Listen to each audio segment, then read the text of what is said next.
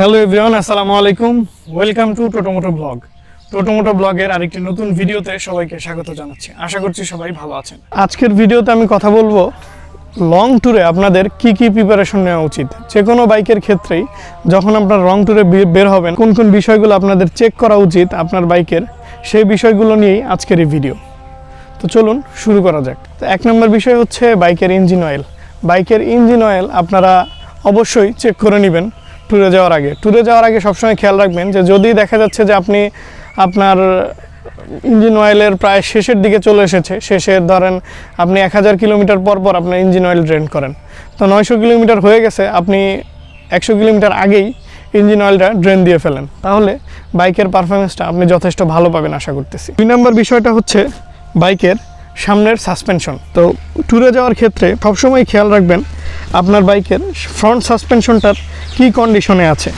যদি oil seal leakage হয়ে যায় তাহলে অয়েল সিল চেঞ্জ করে নেবেন, অথবা যদি এটা কখনো হার্ড হয়ে যায় তাহলে অবশ্যই এটার যেই অয়েলটা আছে এই অয়েলটা চেঞ্জ করে নেবেন, তাহলে আশা করতেছি সফট হয়ে যাবে। কারণ হচ্ছে লং ট্যুরের ক্ষেত্রে সাসপেনশনের ফিডব্যাকটা খুবই গুরুত্বপূর্ণ একটি বিষয়। 3 নম্বর বিষয়টি হচ্ছে বাইকের ক্লাচ লিভার এবং হচ্ছে বাইকের ব্রেক লিভার। বাইকের ক্লাচ এবং ব্রেকের এই দুইটি লিভার আপনারা সবসময় চেষ্টা করবেন যতটুকু স্মুথ, যতটুকু নরম রাখা যায়।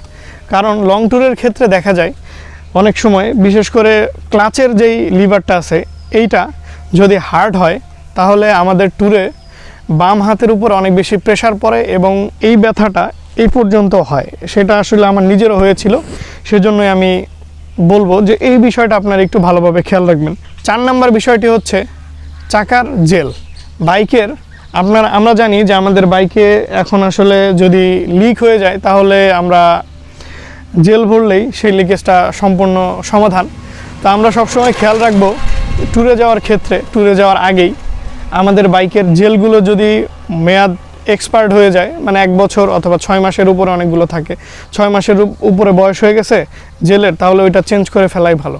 5 নম্বর বিষয়টি হচ্ছে বাইকের চাকার প্রেশার। চাকার প্রেশার সবসময়ই কোম্পানির রিকমেন্ডেশন অনুযায়ী রাখার চেষ্টা করবেন। এতে কি হবে, আপনাদের বাইকের ব্রেকিং কনফিডেন্স অনেক ভালো পাবেন। কারণ চাকার প্রেশার যদি অতিরিক্ত থাকে তাহলে আপনারা ব্রেকিং খুব খারাপ পাবেন। আর লং ট্যুরের ক্ষেত্রে ব্রেকিংটা খুবই ইম্পর্ট্যান্ট একটা বিষয়। আর যদি খুব বেশি কম থাকে হাওয়া, তাহলে আরেকটা জিনিস ফেস করবেন যে হচ্ছে বাইকে পর্যাপ্ত পরিমাণ রেডি পিক আপ পাবেন না, তারপরে হচ্ছে বাইকের মাইলেজ ভালো পাবেন না। তো এই জন্যই বাইকের চাকার প্রেশার ঠিক রাখাটা খুবই জরুরি। 6 নম্বর বিষয়টি হচ্ছে বাইকের চেন। বাইকের চেনের ক্ষেত্রে আপনারা অবশ্যই খেয়াল রাখবেন ট্যুরে যাওয়ার আগে বাইকের চেনটা খুব ভালোভাবে ক্লিন করে নেবেন এবং পর্যাপ্ত পরিমাণে লুপ করে নেবেন। কারণ চেন যদি আমাদের টাইট অথবা লুজ হয় তাহলে অনেক সময় কি হয়, আমাদের চেনটা যদি যে কোনো সময় ছিঁড়ে যেতে পারে। অনেক সময় চেন পড়ে যায়, বেশি লুজ হওয়ার কারণে চেন পড়ে যেতে পারে। আর আরেকটা বিষয় হচ্ছে যে চেন যদি আপনার পরিষ্কার এবং ঠিকমতো লুপ করা না থাকে তাহলে আপনি আপনার বাইকের রেডি পিক আপ ভালো মতো পাবেন না এবং মাইলেজও খারাপ পেতে পারেন। এরপরের বিষয়টি হচ্ছে বাইকের লুকিং গ্লাস।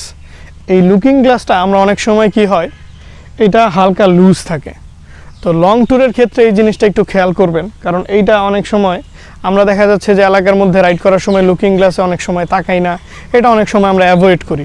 কিন্তু যখন আপনি লং ট্যুরে যাবেন তখন হাইওয়েতে আপনার লুকিং গ্লাসটা খুবই গুরুত্বপূর্ণ একটি বিষয়। তখন দেখা যাচ্ছে বাতাসের কারণে, এই বাতাসের দুলনিতে এটা অনেক সময় এরকম নিচু হয়ে যায়। তো এই জিনিসটা একটু খেয়াল রাখবেন, এটা যাতে কখনো এরকম হালকা বাতাসে এরকম নিচু না হয়ে যায়, এটা যাতে সবসময় ঠিকঠাক থাকে। তো আশা করছি ভিডিওটি আপনাদের কাজে আসবে। যদি ভিডিওটি ভালো লাগে তাহলে অবশ্যই একটা লাইক দিবেন, কমেন্ট করবেন। আর কোন কোন বিষয় আপনারা জানতে চান সেই বিষয়টি কমেন্ট করে জানাবেন, আমি সেই বিষয় নিয়ে ভিডিও বানানোর চেষ্টা করব। ভালো থাকবেন সবাই, আসসালামু আলাইকুম।